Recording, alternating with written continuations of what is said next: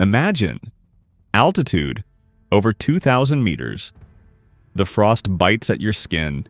The air is dry like glass. I cross the finish line. The scoreboard lights up. 1:18.41 plus 0.04 seconds.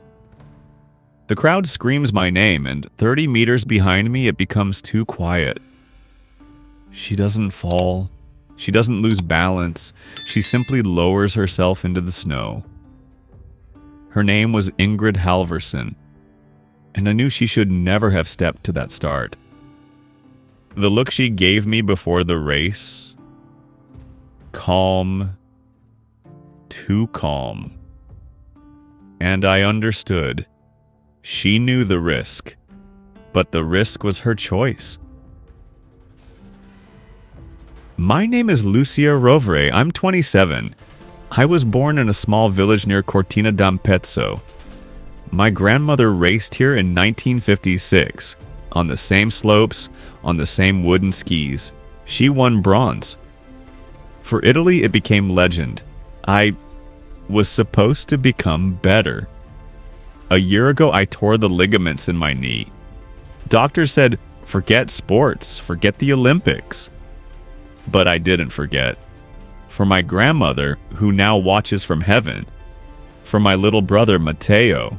He's 10. He's fighting leukemia in Milan.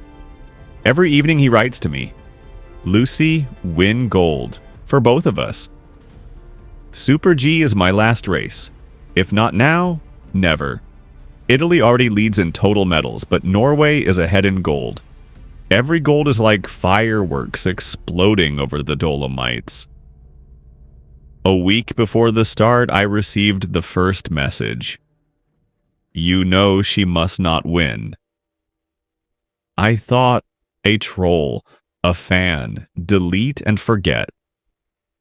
But the fear stayed. Her name is Ingrid Halvorsen. Norway, 29 years old, the Snow Queen. She already took 4 gold medals at the last games. Here, she wanted one more. In the start house before the race, she came up to me. Quietly, Lucia, this slope remembers your grandmother. Show them that blood doesn't lie. I nodded. My heart started pounding. Then she took out a small bottle.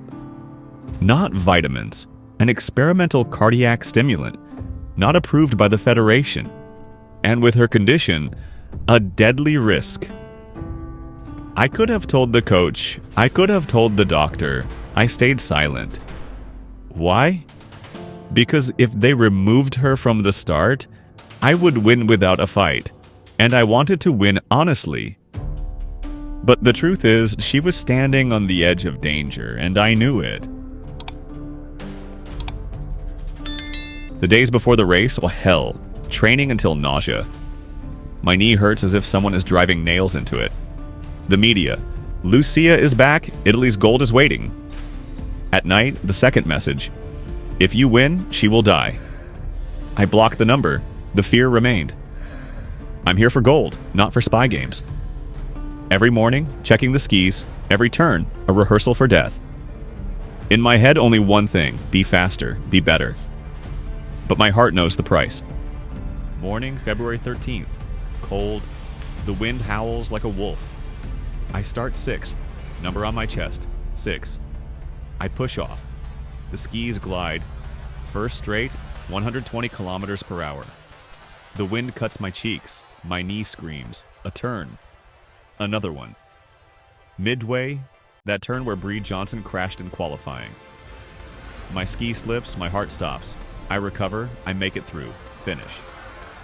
The board. 1 minute 18.41 seconds. Best time. The crowd roars. Tears stream down my face. Everyone thinks from happiness. Ingrid starts last. Number 1. She flies perfectly. Until that turn as a clean. And then, the movement slows. Her knees give in, the skis cross, doctors run, cameras zoom. The crowd goes silent. Officially, a heart attack.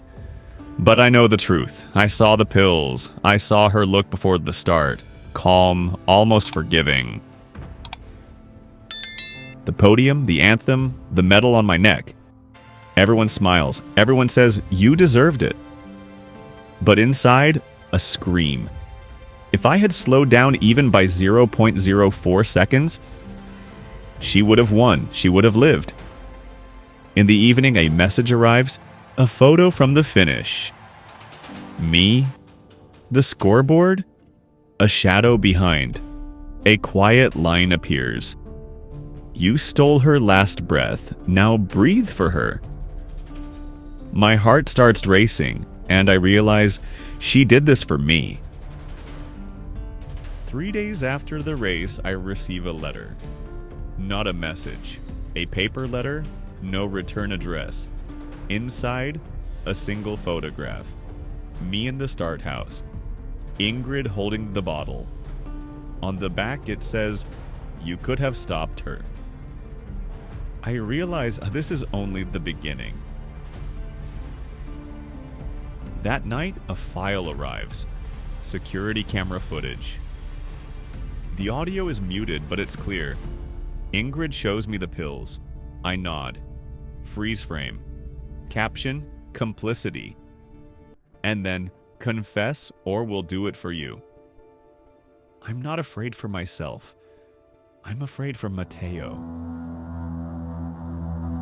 I start digging into everything, and I find something I was never supposed to find. Ingrid wrote to her doctor, "If my heart can't handle it, don't resuscitate me." The date, 1 month before the race. She knew. But then another message. To someone unknown. The important thing is that she wins. She was talking about me. And in that moment, I stop understanding.